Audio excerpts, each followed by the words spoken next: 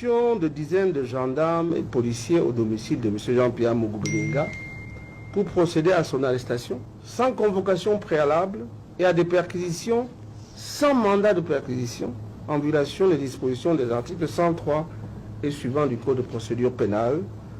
Les perquisitions effectuées ce jour à son domicile n'ont rien donné. M. Jean-Pierre Mougou Belinga a été entendu au fond dans cette affaire la nuit du 6 au 7 février.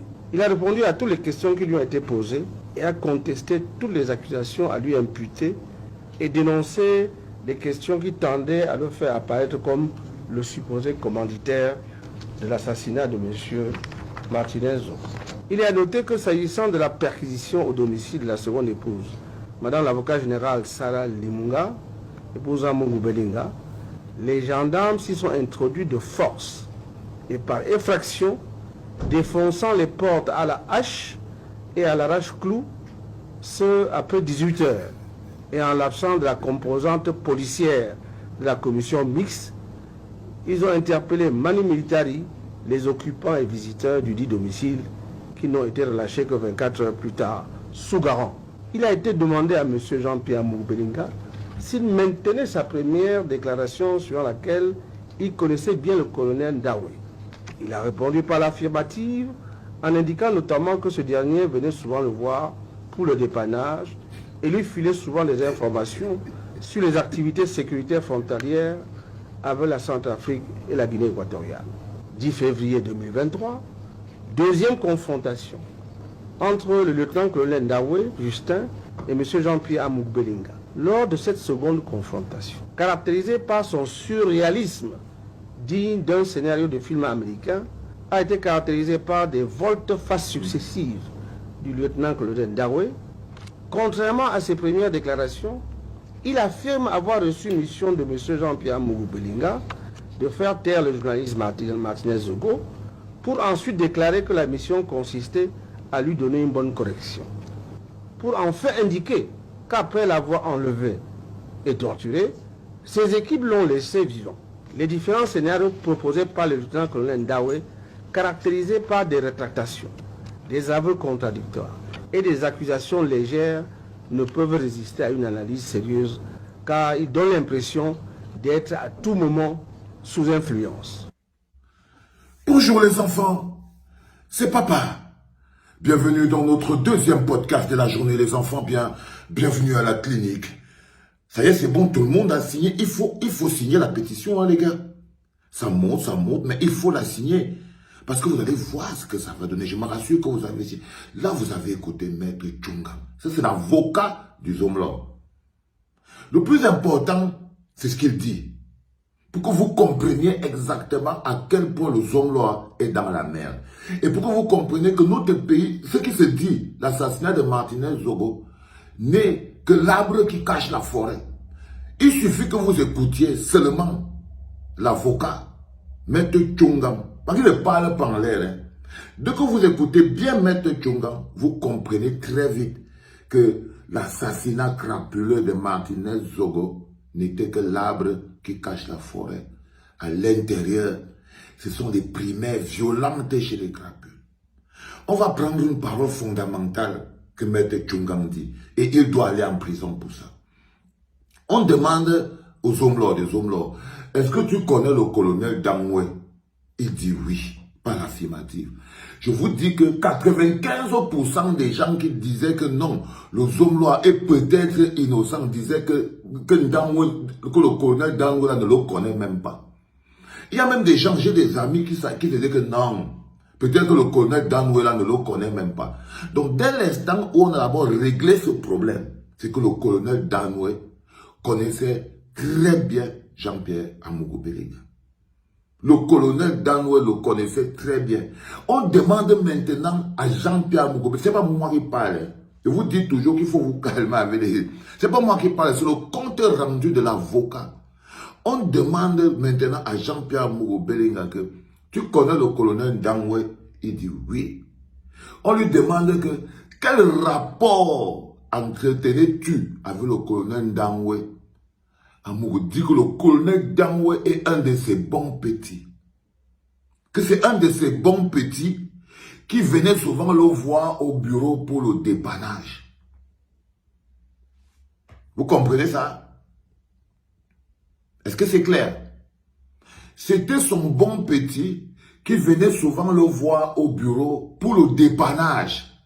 Donc il partait souvent pour que Amougou le Tchoko, tout un colonel, chef des opérations de la DGRE, vienne devenir le bon petit d'Amougou.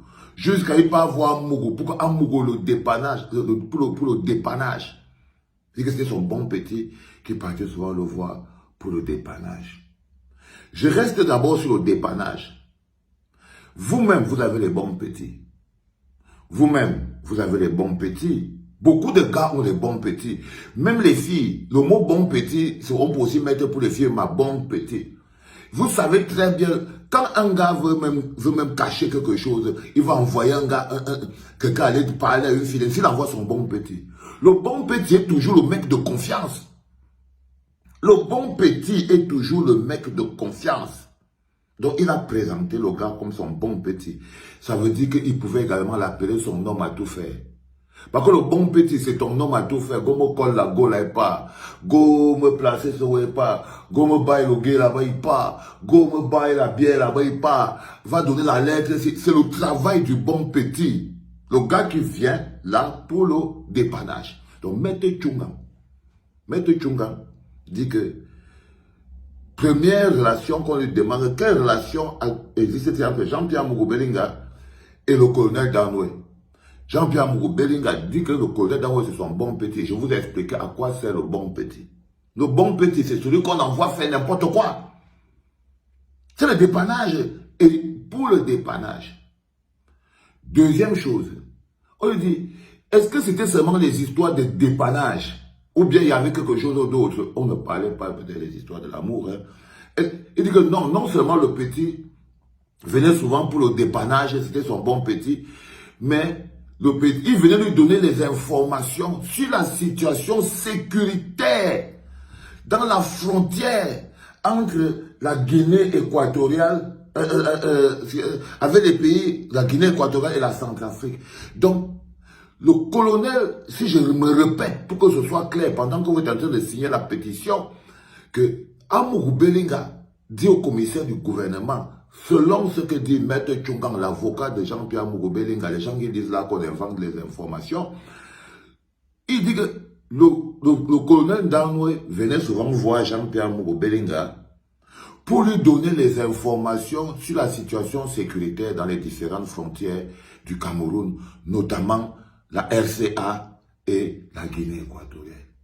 Toi qui es Jean-Pierre Mougou Belinga, il faut que quelqu'un nous explique. Toi qui? Quelle est ta place? Tu as dit que tu avais dit que tu es un opérateur économique. Martinez Zoro a dit que tu n'opères dans aucune économie, dis donc. Martinez Zoro avait dit que on dit que tu es opérateur économique, tu n'opères dans aucune économie. Donc la question que veut te poser Jean-Pierre Mougou, c'est que en tant que qui, tout un colonel chargé des opérations, nommé par décret présidentiel, hein, nommé par décret présidentiel, il a un chef, Eko, lui-même, il est là depuis plus de 25 ans.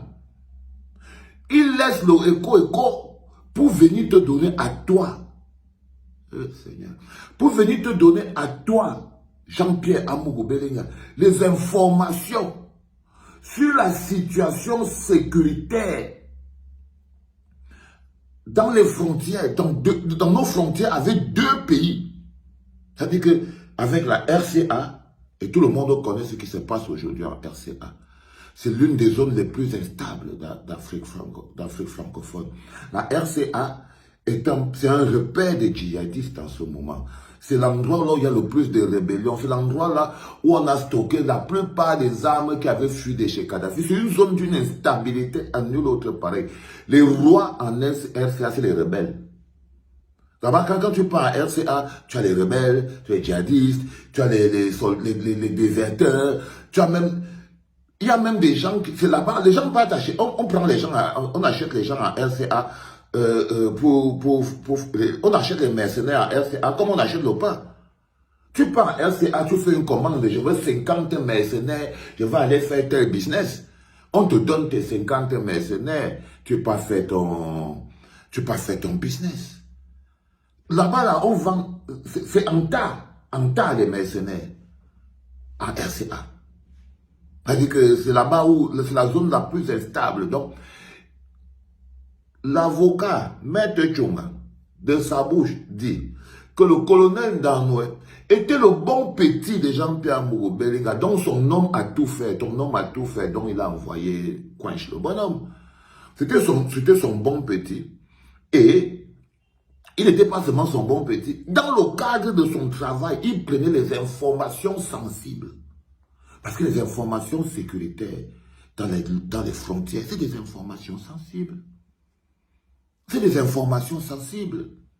La question qu'on a à se demander, et on va la reposer dans le cadre de ce podcast, c'est qui est Jean-Pierre Mourou-Belinga pour que ce soit à lui que soient adressés les rapports sécuritaires dans les frontières entre la RCA et le Cameroun, entre la Guinée équatoriale et le Cameroun.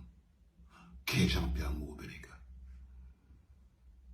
Il travaille à DGRE? Non. Il travaille à la DGSN? Non. Il travaille à la police? Non. Il travaille au service des renseignements? Non. Il fait quoi? Il est opérateur économique. Et Martinez nous dit qu'il n'opère dans aucune économie, dis donc. Donc, même opérateur économique, il donne des... Mais c'est chez ce bonhomme que le colonel, chef des opérations, Danoué, c'est lui qui il devient le bon petit de Jean-Pierre Mourou-Belinga. Et c'est à lui, c'est à Jean-Pierre Mourou-Belinga que le colonel chef des opérations, Danoué, nommé par décret présidentiel, descend pour venir donner les informations sécuritaires à Jean-Pierre Mourou-Belinga. Je vous ai parlé d'abord de la RCA. Je vous ai dit que c'est le supermarché des mercenaires. C'est le supermarché. Tu as 100 tas là-bas. L'État, 50, tu veux 50, tu prends. Tu veux 100, tu prends. Tu veux 200, tu prends. C'est le supermarché. La brocante des mercenaires là-bas. Maintenant, il y a l'autre pays. Parce que c'est très intéressant de s'arrêter sur la Guinée équatoriale. En ce moment précis, s'il y a un pays qui, tous les jours, démontre au Cameroun le manque de respect, la déshumanisation, le piétinement, les insultes. S'il y a un pays qui nous chie à la gueule depuis un bon moment, c'est les Équato-Guinéens. Ce sont les Équato-Guinéens, c'est la Guinée équatoriale. Dernièrement, vous avez entendu, chaque jour on expulse les Camerounais. Quand on ne les arrête pas en Guinée équatoriale, on les enferme dans les prisons, ils font les semaines là-bas, les mois, ils restent là-bas. Ils restent là-bas. Et quand on les arrête, on ne les laisse même pas ramasser leurs affaires. Excusez-moi, c'est monté. On ne les laisse même pas ramasser leurs affaires. Du tout. On les renvoie au Cameroun. Donc, nous sommes donc face à une situation où voilà un avocat qui vient fondamentalement de mettre son client dans la merde. Mais ce n'est pas dans la merde, c'est que quand le changement est inéluctable, même les actes de conservation les plus compliqués deviennent des actes de changement. Voilà un avocat qui vient maintenant d'ouvrir une porte et une clé sur ce qui se passe à l'intérieur du Sahel. C'est-à-dire pendant que nous on est dehors, nous on est en train de parler d'un homme qui a détourné la ligne 74 et 94. Il a été dénoncé par un journaliste perspicace qui s'appelle Martinez Zogo. Et il a été assassiné. Il a fait assassiner. Ça, c'est Jean-Pierre Mourou-Belinga que nous on connaît dehors. Mais le Jean-Pierre Mourou-Belinga qu'on est en train d'interroger dedans, c'est quelqu'un chez qui le colonel Danoué, chef des opérations, à la DGRE, vient faire les rapports sécuritaires. Et que vous comprenez même ce que papa est en train de dire, les gars. C'est le matin, je sais, mais est-ce que vous comprenez ce que je suis en train de vous dire? Que là-bas, dedans, là, il y a l'affaire dans l'affaire. Ça dit que pour les gens qui sont en train de dire que vous accusez Jean-Pierre Mourou-Belinga, que vous avez les preuves que c'est lui qui a donné l'ordre celui le donneur d'ordre pour l'assassinat de Martinez, est-ce que vous pensez que, on vous dit que ça là, c'est petit. Ça c'est notre problème pour le peuple. Non, c'est pas ça le problème. Là, on vous dit que le type que vous-même vous croyez que Jean-Pierre Mourou-Belinga ne le connaît pas, Jean-Pierre Mourou-Belinga le connaît très bien. C'est son bon petit qui venait toujours même au farotage. Donc, il venait de temps en temps pour prélever un peu. C'est Tchongang qui dit. Mais il ne venait seulement pas pour prélever. Vous savez très bien. Donc, il était un moulin qui recevait de l'argent derrière chez Jean-Pierre Amougou-Belinga pour lui donner les informations. Que fait Jean-Pierre Amougou-Belinga avec les informations sécuritaires du Cameroun? Pourquoi les intercepte-t-il? Pourquoi les intercepte-t-il? Parce que pourquoi le colonel Danoué vient donner les informations qui concernent la sécurité du Cameroun à Jean-Pierre Amougou? C'est qu'il les intercepte. C'est qu'il les intercepte, les gars. Et ça, ce n'est pas quelqu'un d'autre. C'est Maître Tchungang qui vient défendre. C'est la défense que Maître Tchungang utilise pour sortir Jean-Pierre Amougou-Belinga du pépin là où il est. Mais la vérité ne faut que sortir. La vérité ne faut que sortir. C'est-à-dire, quelle est la place de Jean-Pierre Amougou-Belinga dans la structure de l'État du Cameroun pour que tout un colonel, chef des opérations du contre-espionnage, vienne chez lui, lui donner les informations à caractère sécuritaire dans les frontières du Cameroun. Du Cameroun. Il faut qu'on soit un peu clair avec nous-mêmes. Donc il faut comprendre que ne prenons pas toutes ces choses avec la passion. Quand on vous dit qu'on doit mettre la pression, quand on vous dit que la pétition doit être signée à 2 millions de Camerounais, c'est parce que ce qu'on va ouvrir là, vous allez voir vous-même. Donc ne vous couchez pas. Ne vous couchez pas les gars, nous sommes face à une vraie situation. On a arrêté le Zomlo, c'est notre arbre. On le secoue et les choses vont sortir. Les choses vont sortir. Donc, il est important que vous compreniez que nous ne passerons pas notre tour dans cette affaire. Non, on va jouer le match. On va jouer le match. On ne va pas passer notre tour. On va jouer le match. Mais 90 minutes plus 120 minutes et les tirs au but s'il faut. On va arriver au tir au but avec l'histoire-ci. Ça, c'est quelque chose qui est clair. Les enfants, la pétition fonctionne bien. Le macabo est à haut. Donc, faites, je vous ai dit pour atteindre 2000. Là, on est à peine à quelques milliers. Donc, je vous en prie, faites tourner. Sentez-vous bien à chaque fois. Si tu as ton mari n'a pas encore signé la pétition, la fais qu'il signe. Si toi, tu as ta femme qui n'a pas encore signé la pétition, fais qu'elle signe. Si tu as ton enfant qui n'a pas encore signé la pétition, faites que toute la famille doit signer la pétition. Parce qu'il y va de notre honneur et de notre dignité. Il va aussi de l'éducation des enfants. L'éducation. On les éduque pour qu'ils soient grands. On les éduque pour qu'ils soient forts, pour qu'ils aient une énergie, pour qu'ils aient le sens de l'engagement. Je vous ai vu partager la vidéo d'une petite fille qui est sortie pour marcher. J'ai refusé de partager ça parce que ça aurait été une insulte pour vous. Non, moi je marche avec ma fille, donc moi ça ne me dérange pas. La dernière fois qu'on m'avait arrêté, on m'avait arrêté avec Camilla. Donc, l'éducation, chacun éduque son enfant comme il veut. Mais là, vous avez la possibilité de leur donner une éducation un peu plus claire. Ok, les gars? Donc, faites tourner la pétition au maximum. Hein? C'est le plus important. Vous partagez, vous signez, vous partagez, vous signez, vous partagez, vous signez, et vous partagez, et vous resignez. Et les enfants, je vous dis que ce qui se passe en ce moment dans la tête du Zomlo, vous voyez l'avocat, c'est du n'importe quoi. C'est du n'importe quoi. Du gros n'importe quoi. C'était papa.